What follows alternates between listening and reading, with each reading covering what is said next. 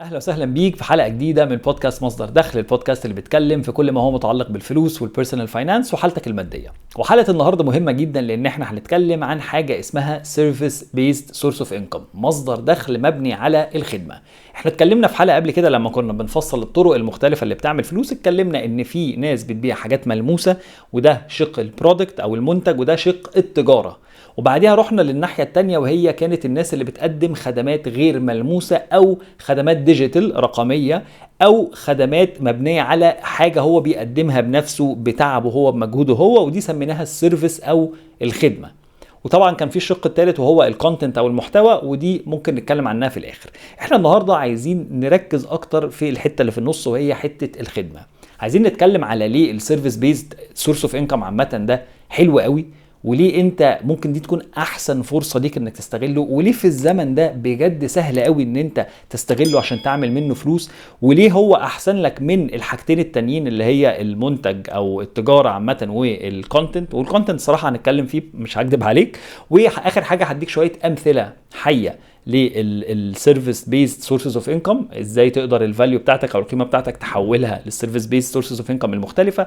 واخر حاجه خالص هديك خطوات عمليه انت ممكن تمشي عليها علشان فعلا بعد الحلقه دي تطلع بسورس اوف انكم او مصدر دخل مبني على الخدمه اللي انت بتقدمها.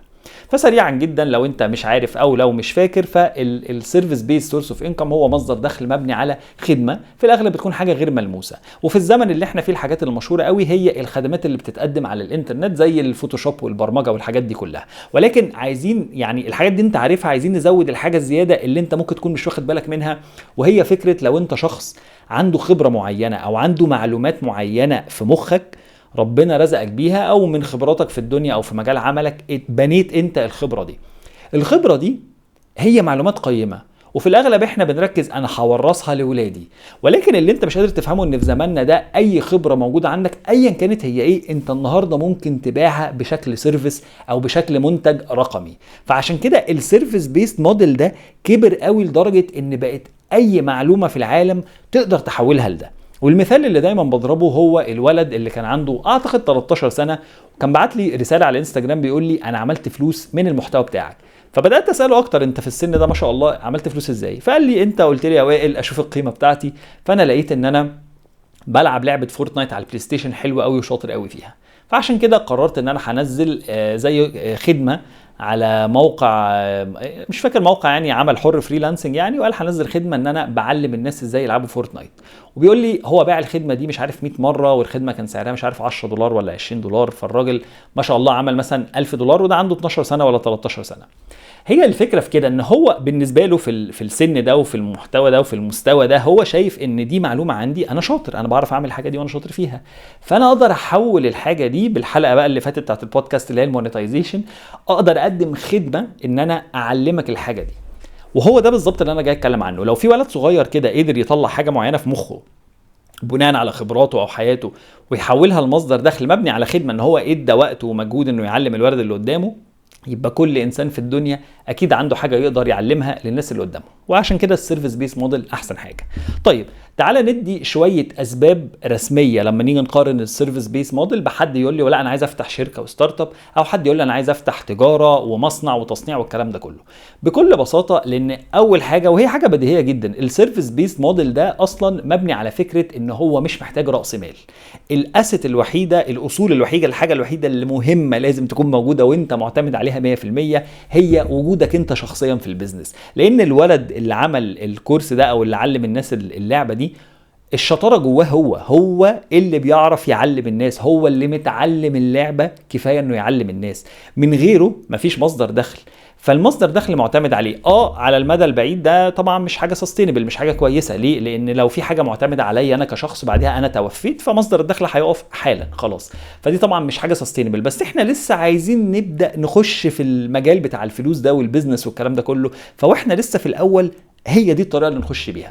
فالسيرفيس بيز موديل عشان نرجع للموضوع مش محتاج راس مال ولا كابيتال، هو انت الكابيتال بتاعه بالمعلومات اللي موجوده جوه هنا، اللي انا متاكد ان هي موجوده عندك.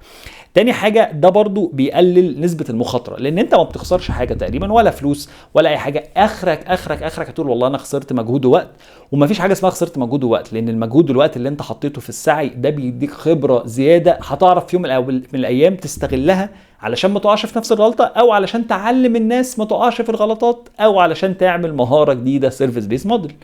الحاجة الثالثة ان هو معتمد عليك 100%. تخيل انت دلوقتي مثلا متعلم حاجه في ليفل معين، فانت بتدي كورس بتعلم الناس الحاجه دي في الليفل ده.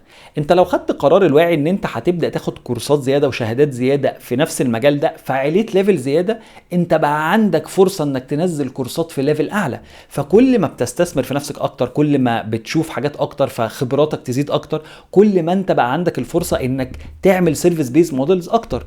انا مش هنسى في يوم من الايام، يعني مثلا من زمان قوي، واحنا صغيرين من 10 سنين، كنت مع اخويا كده بنتكلم، وتقريبا كنا في الجامعه ساعتها، وهو كان بيقول لي انا اتعلمت ان انا دلوقتي شاطر جدا في ان انا افتح ستارت ابس، فانا هعلم الناس ازاي يفتحوا ستارت ابس، ولما الستارت اب بتاعتي تكبر وتبقى شركه كبيره، هعلم الناس ازاي يكبروا الشركات من ستارت ابس لشركات كبيره، ولما اتجوز هعلم الشباب ازاي ينقوا شريكه حياتهم، ولما اخلف هعلم الشباب ازاي يربوا ولادهم، وهكذا. فهو يعني سيبك اللي هو بيقوله صح ولا غلط، بس هو فعليا جاب فكره صحيحه 100%، وهي فكره ان انت كل ما بتكتسب خبرات، سواء انت يعني طبعا يستحسن تكون ناجح فيها، بس انت تقدر تبدا تدي الخبرات دي للناس. وخلي بالك احنا بنعمل الموضوع ده مجانا 100% لاصحابنا واهلنا، لان احنا لما بنعمل اي عزومه وبنقعد بنتكلم في ايه؟ نتكلم خلي بالك انت لو مسافر البلد دي لازم تعمل كده مش كده. طب ما هي دي خبره، ما هي المعلومه دي بفلوس، في ناس بتدفع لها فلوس بره لشركه سياحه عشان تقول لها المعلومه دي، وانت تقدر تقدمها بشكل كورس، سواء مدفوع او مجاني قصه تانية،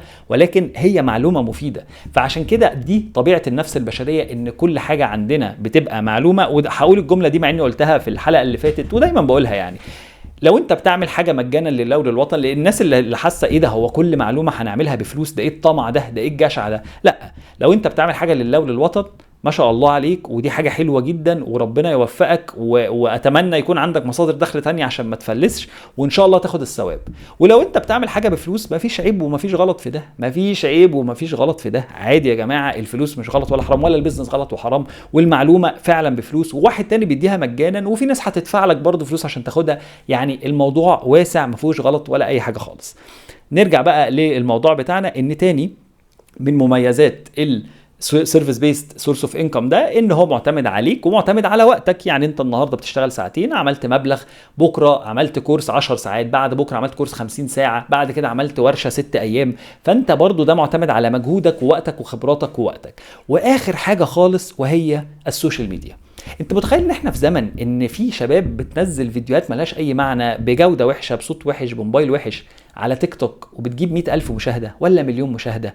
فالنهارده السوشيال ميديا اصلا بتساعدك ان انت تبين شغلك لعدد كبير من الناس، بتساعدك ان انت تسوق لنفسك، بتساعدك ان انت توصل لعدد اكبر من الناس ومن العملاء. فلما احنا نيجي في زمن زي ده، وانت فعليا ممكن تنزل فيديو يوصل لمليون بني ادم، هو انا لو رجعت 100 سنه لورا، في حد كان يقدر يوصل لمليون بني ادم؟ يعني هل كان في طريقه فعليه ان هو يوصل للمليون بني ادم؟ مفيش اي طريقه فعليه لده. مش بس كده، زمان اللي هو من قريب، قبل ما يعني من 30 40 50 سنه اللي فاتوا، لما كانش في سوشيال ميديا وكان الناس بتعمل اعلانات في الشارع، هل كان في طريقه نعرف في كام واحد شاف الاعلان ده؟ مفيش طريقه فعليه نعرف ده. انما انت النهارده عايش في زمن بيقول لك مين اتفرج واتفرج كام ثانيه، وداس ولا ما داسش، وكتب كومنت ولا لا. فانت اصلا السوشيال ميديا النهارده من اكتر الحاجات اللي بتساعدك ان انت تكبر في المجال بتاعك. طبعا دي حاجه يعني ميزه موجوده في الناحيتين، ناحيه ان سواء انت فاتح تجاره فاتح بيزنس، موجوده في كل النواحي، ولكن حتى انت كشخص لو بتقدم خدمه، فرصك انك تنجح على السوشيال ميديا اعلى بكتير من ان هي تكون شركه او كيان كبير بيتكلم على السوشيال ميديا.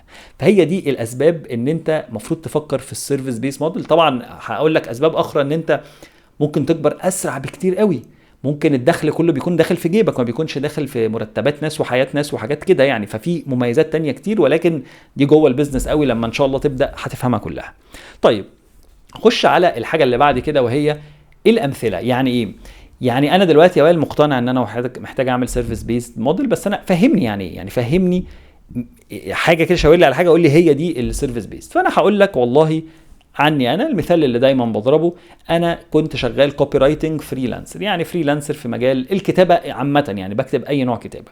فانا لما بدات اشتغلت في الاول خالص قلت والله انا هقدم الخدمه نفسها، يعني ايه انا السيرفيس اللي انا هقدمها، الخدمه اللي انا هقدمها ان انا اي حد عايز كتابه يقول لي وانا هكتب له الحاجه. فدي اول حاجه كانت انا شغال فريلانسر. اشتغلت سنين في المجال ده وبعديها وصلت للمرحله اللي انا عايز اعلم الناس الكتابه، فعملت كورس كوبي رايتنج. دي الطريقه يا جماعه اللي بنكتب بيها، دي الطريقه اللي بنجيب عميل بيها، مش عارف ايه وكده. فتوسعت شويه في الحته دي، توسعت من نفس السيرفيس دي، قدمتها بشكل مختلف. هي مش بقدم لك خدمه الكتابه، انا بعلمك الكتابه.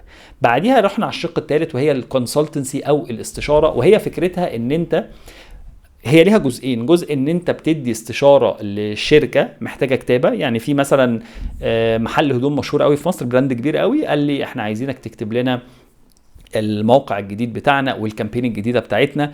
هو مصنع ملابس ويعني محل مشهور قوي بيعمل هدوم في مصر يعني. فقالوا لي احنا بقى عايزينك تدينا زي استشاره، يعني انت قالوا لي تعالى المصنع وامسك الخامات وشوف الحاجات اللي عندنا وكده، واكتب لنا زي صوت للبراند بتاعنا، يعني اعمل لنا البراندنج من الاخر بس من ناحيه الكتابه نفسها.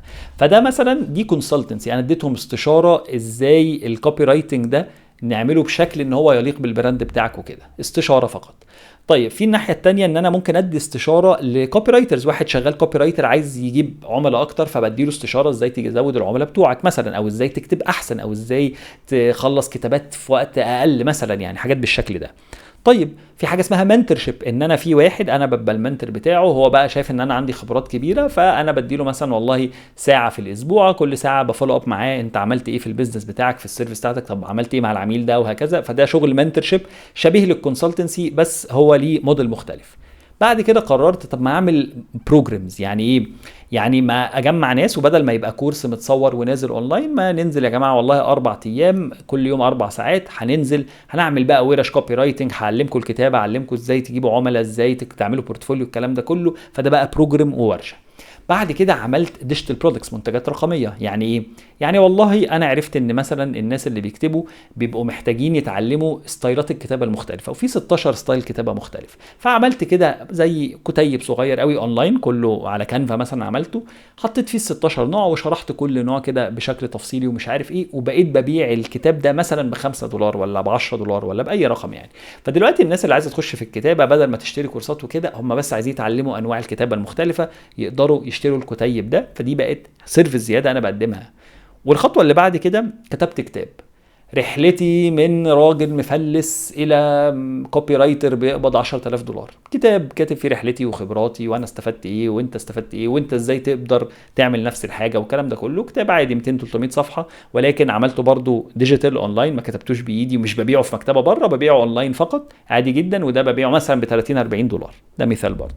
واخر حاجه برضو الافيليت ماركتنج، هي يعني طريقه من الطرق اللي بنعمل بيها فلوس، مش لازم نخش في تفاصيلها. فانا دلوقتي كده قلت لك بالظبط 8 حاجات، قلت لك 8 مصادر دخل اتعملوا، كلهم مبنيين على فكره السيرفيس، وكلهم سيرفيس بيست، مفيش اي حاجه فعليه، كل حاجه موجوده كسيرفيس، خدمه انا بقدمها، سواء بديك مجهودي او وقتي او مخي افكاري فقط. وكل ده خلي بالك برضو في حته الكوبي رايتنج بس. خلي بالك انا كوائل انشقيت عن الكوبي رايتنج. انا لما كنت بعلم الناس كوبي رايتنج حسيت طب ما اعلمهم الفريلانسنج احسن. ليه؟ لان السوق اكبر، في كم واحد عايز يتعلم فريلانسنج؟ 5 مليار واحد مثلا في العالم. طيب من 5 مليار في كم واحد عايز يتعلم كوبي رايتنج؟ 2 مليار ولا مليار واحد. طب انا ليه حاصر نفسي في المليار لما ممكن اركز على ال5 مليار اللي عايزين الحاجه الاكبر وهي الفريلانسنج؟ فانا دلوقتي بقى عندي مهارتين، مهاره الكوبي رايتنج مع الفريلانسنج وهكذا. فانت دلوقتي تقدر اي قيمه عندك تحولها لسيرفيس بيس موديل في ثواني. وعايز اقول لك حاجه، ان كل الحاجات اللي انا قلتها دي مبنيه على خبره واحده بس عندي، ان انا بعرف اكتب بس كده. يعني الكورس اللي انا عملته المتصور والبروجرام اللي عملته لما نزلنا، ما هو نفس المحتوى، الفرق ان انا كبرت المحتوى، الفرق ان انا حطيت مجهود اكبر، ان انا بقيت قاعد معاك براجع شغلك ومش عارف ايه. والمنتج الرقمي الصغير ده ما هو نفس المحتوى، لان الكلام اللي في المنتج الرقمي ده هو حصة واحدة بس من الكورس اللي انا منزله، ولا ساعة واحدة بس من ال 16 ساعة الورشة اللي انا عاملها. فاللي عايز اوصله ان ازاي معلومة واحدة سيرفيس بس، الفاليو اللي فوق دي حولناها لكذا سيرفيس من غير ما نضطر بقى نصنع، من غير ما نضطر يبقى في فريق عمل، من غير ما نضطر نعمل اي حاجة. وتاني فكرة السولوبرينير اللي اتكلمنا عليها في حلقة قبل كده، هي دي المنظر اللي موجود قدامك. فلا انا مجرد بديك مثال، يعني كل ده ببني لك مثال عشان تبقى فاهم قدامك كده الخطوات عامله ازاي، الناس بتمشي ازاي، الفلوس بتتعمل ازاي، ليه الراجل بيبدا بطيء وبيعمل فلوس قليله وعنده مصدر دخل واحد ومره واحده تلاقيه وبيعمل وبيعمل وبيعمل وبيعمل، لان ده التسلسل الطبيعي للسيرفيس بيست موديل. وهنا نخش على اخر حته في الفيديو بتاعنا، وهي ايه الخطوات العمليه اللي انت مفروض تعملها. بص بقى، بديهي كده في كل حلقات البودكاست ده، اول خطوه ان انت تعرف الفاليو او القيمه بتاعتك، وتبقى عارف ايه الخدمه اصلا او ايه السيرفيس اللي انت هتكون بتقدمها للناس. دي حاجه بديهيه لازم تبقى عارفها، عملنا عليها حلقات كتير جدا يعني، وهنعمل عليها حلقات كتير جدا لسه. فيعني هحط لك حلقه منهم تحت تتفرج عليها، ولكن انت لازم تبقى عارف السيرفيس او المهاره اللي عندك، دي حاجه بتاعتك، دي حاجه ما تروحش تسال فيها حد يعني. فانت خلاص هتعرف دي، فانت عرفت السكيل بتاعتك. هنخش بقى على تاني خطوه، وهي انك تعمل بحث على في السوق عن المنافسين بتوعك وعن المهاره بتاعتك دي. الموضوع بسيط. هل انا مثلا كنت عارف ان انا هعمل كورسات وهعمل ورش وهعمل ديجيتال برودكت؟ ما كنتش عارف طبعا. بس انا بكل بساطه اللي انا عملته ان انا فتحت انستجرام وفيسبوك وتيك توك، وبدات اشوف الكوبي رايترز الموجودين في العالم بيعملوا ايه، ولقيت اللي بيعمل ده واللي بيعمل ده واللي بيعمل ده، ودورت على اكتر حاجه ممكن تكون مناسبه ليا في الوقت الحالي. ومع كل وقت بعمل البحث ده من اوله جديد واشوف ايه اللي موجود في السوق وكده. فانت اصلا انت لما بتتفرج مثلا على صانع محتوى مشهور بينزل، أليكس هرموزي كمثال، لسه منزل واحده من اكبر الحملات الاعلانيه لكتابه الجديد، اللي عمل فيها اللي كسر الجينيس وورلد ريكورد لاكتر مبيعات في يوم واحد ولا في عدد ساعات ولا حاجه كده يعني. تاني يوم لقيت كل الانفلونسرز بتوع الفلوس المشهورين جدا بيعملوا نفس الحاجه بالظبط. هم بيقلدوا الاجابه، بيقلدوا، بس برضو الاجابه التانيه، ما هو جرب حاجه لقاها بتشتغل، عملت له مش فاكر 100 مليون دولار في مش فاكر في 8 ساعات ولا في 12 ساعه، 100 مليون دولار في 12 ساعه. طب ما طبيعي ما قلده يا عم، في ايه؟ حتى لو عملت مليون دولار واحد ما قلده عادي جدا، ايه المشكله؟ فهي الفكره كلها انك لازم تعمل بحث عن الكومبيتيشن بتاعتك في المجال بتاعك، لان مش ضروري عشان وائل عمل كورس كوبي رايتنج يبقى انت محتاج تعمل كورس فوتوشوب. يمكن تكتشف ان في الفوتوشوب هم مش عايزين كورسات، هم عايزين انك تبيع لهم حاجه تانية. فعشان كده لازم تعمل بحث للسوق، للمنافسين، للمجال بتاعك، تفهم ايه الطرق المختلفه اللي السيرفيس دي بتتقدم بيها. لان في ناس بتلاقيهم مثلا انا شغال ديزاينر بس مش بعمل لوجوهات، انا بعمل براند كيت. طب ليه ما بتعملش لوجوهات؟ لان انا ممكن في البراند كيت عميل واحد يجيب لي فلوس 50 لوجو، فانا ليه اضيع وقتي بدور على عمله فكه وانا عارف ان انا شاطر في ده وبعرف اعمل ده؟ مش مشكله، ده اسمه نيش، هو اختار النيش ده، بس انت لازم تعمل البحث وتختار النيش بتاعك. والخطوه اللي بعد كده لازم تبدا تحلل نفسك ومستواك، لان انت لازم تبقى عارف يقينا ان انت مش اشطر ديزاينر في العالم النهارده. ليه؟ لان انت لسه بادئ، مش عشان حاجه. فانت محتاج تحدد، هو انا متعلم كفايه ان انا انزل كورس، ولا انا لسه بدري عليه عشان انزل كورس؟ فساعتها تقول طب انا هنزل منتج رقمي مش كورس، المنتج الرقمي محتاج خبره اقل. فانت لازم تبقى فاهم انت في انهي مستوى. ما ينفعش تاخد كورسات جاهزه من بره وتترجمها عربي وتنزلها على اساس ان دي خبرتك انت. ليه؟ لان الكورس فكرته انك بتعلم واحد، ما ينفعش تبقى انت غير متعلم في منطقه وتبدا تعلم الناس فيها. ده يعني غير شرعي من ناحيه قانون ودين واخلاق وحاجات كتير قوي يعني. انت بتدي ناس معلومه مش معاك اصلا يعني. فعشان كده لازم تعمل بحث على نفسك، لازم تحدد هو انا مستوايا فين. طب هو انا اقدر انزل لانهي مستوى؟ انا ما بداتش اول ما بدات قلت هنزل كورس قبل ما اجيب عملاء، مش منطقي. وشفت ناس عملوا كده والناس دي فشلت، والله فشلت. شفت ناس بجد جابوا عميل واحد في الفريلانسنج يعني في العمل الحر، ونزلوا كورس تاني يوم ازاي تجيب عملاء وازاي تعمل $1000 في الشهر. يا حبيبي انت جبت عميل واحد بس يعني. وانا عارف ده لان انا يعني كنت انا كونسلتنت للشخص ده، كنت انا بستشيره، وجاب اول عميل ليه وبعدها لقيته منزل كورس ازاي تجيب عميل. ايوه انت جبت عميل، بس ما ينفعش تعلم الناس ازاي تجيبوا عملاء. اللي انت عملته ده انت اصلا ما اثبتش ان هو ينفع يتعمل تاني وتالت ورابع. فعشان كده لازم تحدد مستواك. والخطوه اللي بعد كده هو انا بسميه سلم النجاح، اتكلمنا عليه برضو في حلقه قبل كده، ازاي تمشيها خطوات. انا قلت لك دلوقتي 8 مصادر دخل بالكوبي رايتنج، مشيتهم خطوه خطوه. فهي اول خطوه بديهيه انك تقدم الخدمه بنفسك، تجربها بنفسك، تفهمها اكتر، تفهم العميل، تفهم هم بيحتاجوا ايه اكتر، تشتغلها بايدك. وبيقول لك ان مفيش اي حد نجح في مجال نجح من غير ما يشتغل بايده في المجال الاول. كان جويش معايا على بودكاست بيقول الموعظه دي يعني، وما شاء الله هي صح. بتلاقي يعني 99% عشان ما نعممش، ولكن 99% من الناس اشتغلوا الحاجه بايديهم الاول قبل ما يبداوا يبقوا صاحب شركه فيها وكده، عشان يفهم المداخل والمخارج ويفهم كل حاجه فيها. فقدم الخدمه الاول، دي اول خطوه في السلم. ما تنطش انك تبقى الخبير اللي بيعمل كورسات وانت ما اشتغلتش بايدك، مش منطقي، مش منطقي. فتاخدها خطوه بخطوه، ودايما دايما هقول لك ركز على حاجه واحده في وقت واحد علشان تنجح اكتر واسرع. واخر خطوه خالص اللي احنا بنقولها في كل فيديو والناس برضو بتعلق فيها، وهي ابدأ على طول. السيرفيس بيز موديل يعني الصراحة هو من أسهل الحاجات اللي تبدأها. بمعنى انت النهارده هتفتح موقع العمل الحر وهتبدا تقدم على شغل من النهارده على طول، من بعد ما تقفل الفيديو ده. فانت فعليا اكنك بدات. طبعا انا مش شاطر، مش عارف اعمل ايه، اشترك في فريلانسكس وهنقول لك تعمل ايه، دي قصه تانية. بس انت ممكن تبدا النهارده، انت ممكن تبدا باستخدام السوشيال ميديا، انك تنزل محتوى توري الناس شغلك، او تقول للناس يا جماعه انا بدور على شغل، او حتى تنزل على صفحاتك الخاصه على السوشيال ميديا. وانا عملت التجربه دي، نزلت عندي على الفيسبوك وانستجرام، قلت يا جماعه انا شاطر في الكوبي رايتنج وشاطر في مثلا التجاره، ومستعد دلوقتي يا اما اعمل لكم شغل يا اما اديكم استشارات، وانا فاضي الفتره دي، وهديكم طبعا تخفيض حلو عشان انتوا صحابي واخواتي وحبايبي ومش عارف ايه. كلمني في اول ساعه ساعتين، جالي 3 كلموني قالوا لي عايزين، اللي عايز استشاره، اللي عايز نعمل له لوجو، اللي مش عارف عايز نكتب له حاجه ومش عارف ايه. فانت فعلا ممكن تبدا من النهارده. فهي دي الميزه بتاعه السيرفيس بيس موديل. فانت فعلا كل اللي محتاج تعمله انك تبدا. بس كده، شكرا جدا ليكم، اتمنى يكون الفيديو عجبك. يا ريت تعمل لايك وكومنت وشير علشان كلنا نستفيد وغيرك يستفيد، واشوفكم في الحلقه اللي جايه.